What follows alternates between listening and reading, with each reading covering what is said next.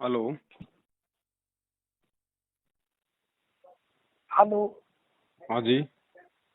जी भगत जी साहब, सत साहिब जी। मैं शिवराज दास बोल रहा हूँ भगत जी सतना से। जी बोलिए। जी ये बोलना चाहता था भगत जी हम्म। कि वीडियो ऑडियो हम जो आपकी सुनते हैं हम्म। तो उसमें तो हमको आपकी पूरी बात सही लगती है। हम्म। तो अब एक तरफ हम हैं और एक तरफ मैनेजमेंट है। हम्म। सेवा भी हम जिस हिसाब से आप बोलते हैं वो भी कर रहे हैं। हम्म। तो हमारे यहाँ के जो कोऑर्डिनेटर हैं हम्म। वो बोले कि देखो हम भी चाहते हैं कि ये जो परमात्मा का मिशन है तो वो हम्म। शांति रूप से चले। थोड़ा शॉर्ट में बात करना भगत जी, थोड़ा समय कम है। जी जी जी। हम्म। तो वो ये बोले कि यदि ये शंका तो सिर्फ मिट सकती है परमात्मा से मिलने के बाद। हम्म। तो यदि आप चाहते हैं तो आप और पवन भाई दोनों जाके मिल लें उनसे, पवन भगत जी और आप दोनों। हम्म। तो मैं ये बोलना चाहता था कि यदि आप चलना चाहें साथ में तो चल सकते हैं। देखो भगत जी, ऐसा है, पेट में दर्द आपके है तो साथ में पवनदास इंजेक्शन क्यों लगवाए? अच्छा जी जी जी। आपको अगर शंका है तो आप जी जा सकते हैं, मैंने तो आपको मना थोड़ी ना किया है। नहीं नहीं ठीक है भगत जी। नहीं वो ये बोले कि यदि उनको भी जाना हो तो उनको भी संशय मिट जाएगी कि ये मतलब जो सिस्टम है वो गलत है कि सही है। ये किसने कह दिया कि पवनदास को संशय है कि सिस्टम सही है या गलत है? वो तो है ही गलत। जी जी जी। संशय कहाँ बता रहा हूँ? मैंने कभी कहा कि मुझे शंका है? मैं तो ये कह रहा हूँ ये तो टोटली भ्रष्ट है, धरती पे जीता जागता काल का एजेंट है। मैं तो बिल्कुल जी जी जी 100% मैं तो श्योरली बता रहा हूँ। संदेह की कौन सी बात हो गई इसमें? जी भगत जी। तो बस वही मैं सोचा कि मतलब वो हमसे बोले कि यदि तुमको ये लगता है तो तुम जाके परमात्मा से मिल लो, और यदि वो भी चाहते हैं तो वो भी मिल सकते हैं, क्योंकि परमात्मा तो ये जो ऑडियो में कहते हैं कि वो मेरे घर भी आ सकते हैं, मुझसे मिल सकता है एक बार, और दोनों बैठ के आपस में सब मिले और प्यार से रहे सब लोग। ये तो आपका विषय है भगत जी, या उन कोऑर्डिनेटरों का विषय है, उनको भी हो सकता है शंका होगी। अच्छा जी। तो ये तो आप लोगों का विषय है, आप लोग मिल सकते हैं, इसमें मुझसे पूछने की कौन सी बात है?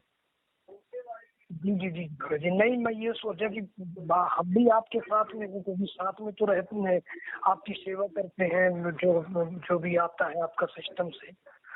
तो वो बोले कि यदि आप उनसे बात हो जाए तो एक बार उनसे बात कर लो, यदि आप जाना चाहते हैं तो आप चले जाओ, वो जाना चाहते हैं तो वो भी जा सकते हैं साथ। नहीं नहीं, मेरे लिए जो है परेशान होने की आवश्यकता नहीं है। जी जिसको शंका हो, जिसको ज्ञान समझ में नहीं आया हो, या जो आदमी सही और गलत का फैसला करने में सक्षम नहीं हो ज्ञान आधार जी से, जी उस व्यक्ति को आज गुरुजी से हिसार जेल में मिलने की जरूरत पड़ेगी। बाकी जी तो जी परमेश्वर ने सारा सब कुछ निष्कर्ष निकाल के दिया हुआ है। जो बुद्धिमान जी भगत होगा, जिसको परमेश्वर का ज्ञान होगा, वो जी उस परमेश्वर को नाराज नहीं करेगा इस तरीके से हिसार जेल में जाके उनसे मिलके और इन तमाम सवालों के जवाब लेके। जी जी जी आज तो आप मिल लोगे गुरुजी से, जी आज तो आप ये कंफर्म कर लोगे कि कौन सही है और कौन गलत है। ये जी तो काल भगवान का लोक है। ये कल को जब गुरुजी जाएंगे यहाँ से सतलोक सदा सदा के लिए, जी लफड़े तो उसके बाद भी होंगे यहाँ पे, फिर कहाँ जाओगे? जी। हाँ वो भी सही भगत जी। तो शंका आपको भगत जी, आपकी मर्जी है, आप जाना चाहें जा सकते हैं। जी बाकी जी आपकी कोई मिलाई तो कोई होने वाली है नहीं, ये तो एक लॉलीपॉप है। आपको वहां पे रोहतक में जाके बैठा देंगे और वहां कहेंगे कि अब शाम को 4 बजे गुरुजी का फोन आने वाला है, लो जी गुरुजी से बात कर लो। आप वहां पे वो 1.5 फुट का जो रिसीवर है मोबाइल का या उसका फोन का, आप उसको पकड़ के बैठ जाओगे वहां पे कबूतर की तरह। सामने से जी कोई कौन बोल रहा है, चाहे कोई भी आदमी बोल रहा हो, आप उसको कहोगे हाँ जी गुरुजी, दंडोत गुरुजी, प्रणाम गुरुजी। सामने चाहे कोई शराबी बोल रहा हो, लेकिन आपने तो उसको अपना गुरु बना लिया ना। मोबाइल में आपको दिखाई दे रहा है नहीं कि सामने आपका गुरु बोल रहा है। भगत जी, मैं उनसे मेरी बात हुई है कि मैं उनसे जेल में जाके मिलूंगा जब तक मैं नहीं देखूंगा उनकी भगत जी अपनी आप आंखों भगत जी आप उड़ीसा के राज्यपाल हो गए जो आपको स्पेशली ये लोग जेल में जाके मिलवाएंगे गुरुजी से? आप हो क्या? अच्छा जी। आप हो क्या, आप इन लोगों के लिए, आप मुझे ये बताओ पहले। आप कोई मध्य प्रदेश के गवर्नर हो, कोई सीएम हो, वहां के कोई मतलब जिला कलेक्टर हो क्या आप, जो आपको ये लोग मिलवाएंगे? इनका स्वार्थ क्या है मतलब आपको मिलवाने से? जी जी जी, नहीं तो मुझसे तो यही बोले कि हम आपको मिलवा सकते हैं, आपसे क्या, इसीलिए ये तो हर किसी से यही बोलते हैं, और फिर बेचारे को ले जाके वहां पे गुरुजी के कलियुगी परिवार वालों के चरणों में पटक देते हैं।